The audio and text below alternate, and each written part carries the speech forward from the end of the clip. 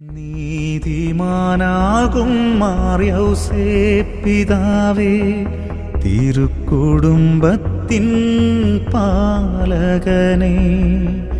നീതിമാനാകും മാർയൗസേപ്പിതാവേ, തിരുക്കുടുംബത്തിൻ പാലകനേ.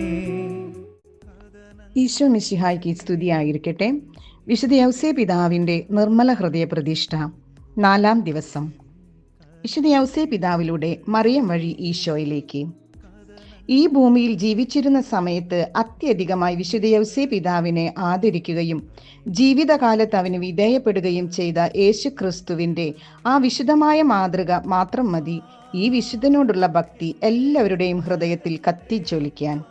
വിശുദ്ധ അൽഫോൺസ് ലിഗോരിയുടെ വാക്കുകളാണിത്. 18-ാം നൂറ്റാണ്ടിൽ വിശുദ്ധ ലൂയി മോൺഫോർട്ട് നമുക്ക് സുപരിചിതമായ യഥാർത്ഥ മരിയഭക്തി എന്ന പുസ്തകത്തിൽ കുറിച്ചു വെച്ച ഒരു ആപ്തവാക്യമുണ്ട്. മറിയത്തിലൂടെ ഈശോയിലേക്ക് എന്നത്. ഈശോയിലേക്ക് പോകാൻ എളുപ്പമുള്ളതും ഹ്രസ്വമായതും വേഗത്തിലുള്ളതുമായ വഴിയാണ് ഇത്. ഇത് പ്രചരിപ്പിക്കാനായി ഈ വിശുദ്ധൻ തീക്ഷ്ണമായ ജപമാലയും മരിയൻ പ്രതിഷ്ഠയും പ്രചരിപ്പിച്ചിരുന്നു. അദ്ദേഹത്തിൻ്റെ കൃതികളിൽ വളരെ ചുരുക്കമായിട്ട് മാത്രമാണ് വിശുദ്ധ യൗസേപ്പിതാവിനെ പറ്റി സൂചിപ്പിച്ചിരുന്നുള്ളൂ. കാരണം ആ കാലഘട്ടത്തിൽ വിശുദ്ധ യൗസേപ്പിതാവിനെ പറ്റി ദൈവശാസ്ത്രമോ ആധികാരികമായ പ്രബോധനമോ ഉണ്ടായിരുന്നില്ല. 19-ാം നൂറ്റാണ്ടിൻ്റെ പകുതി വരെ വിശുദ്ധ യൗസേപ്പിതാവിൻ്റെ മാഹാത്മ്യത്തെക്കുറിച്ച് കാര്യമായ പുരോഗതി സഭയുടെ ഭക്താനുഷ്ഠാനങ്ങളിൽ രൂപം കൊണ്ടിട്ടില്ലായിരുന്നു. എന്നിരുന്നാലും എല്ലാ വിശുദ്ധരും അത്യധികമായി വിശുദ്ധ യൗസേപ്പിതാവിനെ സ്നേഹിച്ചിരുന്നു. ഒരുപക്ഷെ അന്നങ്ങനെ ഉണ്ടായിരുന്നെങ്കിൽ അദ്ദേഹത്തിൻ്റെ പുസ്തകത്തിലെ ആപ്തവാക്യം ഇങ്ങനെയാകുമായിരുന്നു: വിശുദ്ധ യൗസേപ്പിതാവിലൂടെ മറിയം വഴി ഈശോയിലേക്ക് എന്ന്. തൻ്റെ അപ്പനും അമ്മയും അറിയപ്പെടാനും സ്നേഹിക്കപ്പെടാനും ഈശോ വളരെയധികം ആഗ്രഹിച്ചിരുന്നു. സത്യത്തിൽ നിന്റെ ആത്മീയ പിതാവായ വിശുദ്ധ യൗസേപ്പിതാവിനോട് നടത്തുന്ന പ്രതിഷ്ഠ തിരുകുടുംബത്തിലെ ഓരോ വ്യക്തികളോടും നടത്തുന്ന പ്രതിഷ്ഠയാണ്. ഇന്ന് കുടുംബവും വിവാഹവും നിരവധിയായ പ്രശ്നങ്ങളിലൂടെയാണ് കടന്നു പോകുന്നത്. വിശുദ്ധ യൗസേപ്പിതാവിനേക്കാൾ കൂടുതലായി കുടുംബത്തിൻ്റെയും വിവാഹത്തിൻ്റെയും പരിശുദ്ധിയെക്കുറിച്ചോ ആത്മപരിത്യാഗ സ്നേഹത്തെക്കുറിച്ച് അറിയാവുന്ന ഭർത്താക്കന്മാരോ അപ്പന്മാരോ ഇല്ലാത്തതിനാലാണ് നമ്മൾ വിശുദ്ധ യൗസേപ്പിതാവിനോട് പ്രതിഷ്ഠ നടത്തണമെന്ന് ഈശോ ആഗ്രഹിക്കുന്നത്. അവൻ നമ്മുടെ വഴികാട്ടിയും സ്നേഹനിധിയായ സംരക്ഷകനും കാവൽക്കാരനും ശക്തനായ പോരാളിയുമാണ്. ക്രിസ്തു കഴിഞ്ഞാൽ പുരുഷത്വത്തിൻ്റെ മാതൃകയും വിവാഹത്തിൻ്റെയും ചാരിത്രശുദ്ധിയുടെയും ജീവൻ്റെ തന്നെയും ശക്തനായ പോരാളിയാണ്.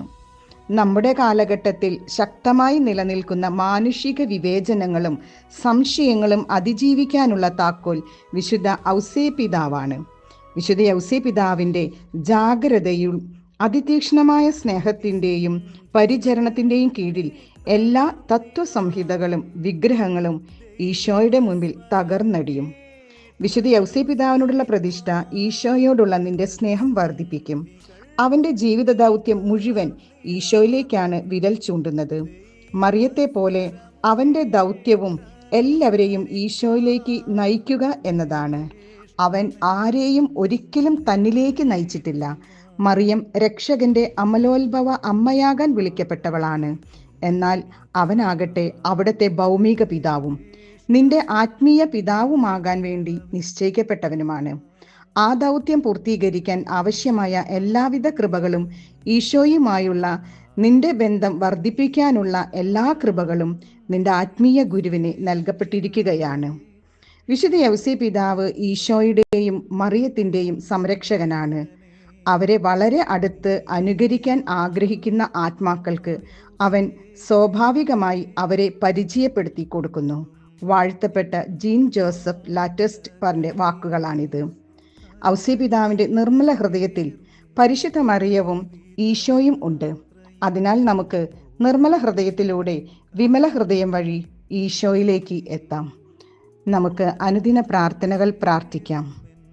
എല്ലാവരെയും ദൈവം സമൃദ്ധമായി അനുഗ്രഹിക്കട്ടെ. ആവേ മരിയ, ആവേ ജോസഫ്.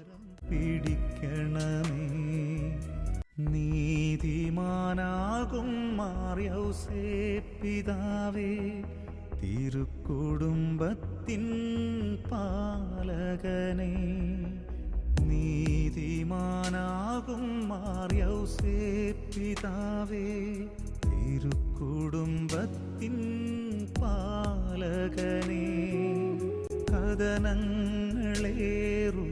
ജീവിതയാത്രയിൽ കനിവോടെ എൻ കരം പിടിക്കണമേ. കഥനങ്ങളേറുമെൻ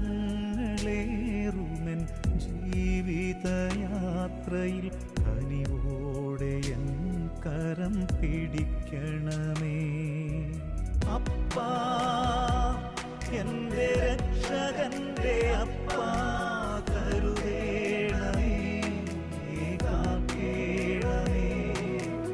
അപ്പാ, എൻ്റെ രക്ഷകന്റെ അപ്പാ, കരുതേണമേ, കാക്കേണമേ. അപ്പാ, എൻ്റെ രക്ഷകന്റെ അപ്പാ, കരുതേണമേ, കാക്കേണമേ. അപ്പാ, എൻ്റെ രക്ഷകന്റെ അപ്പാ.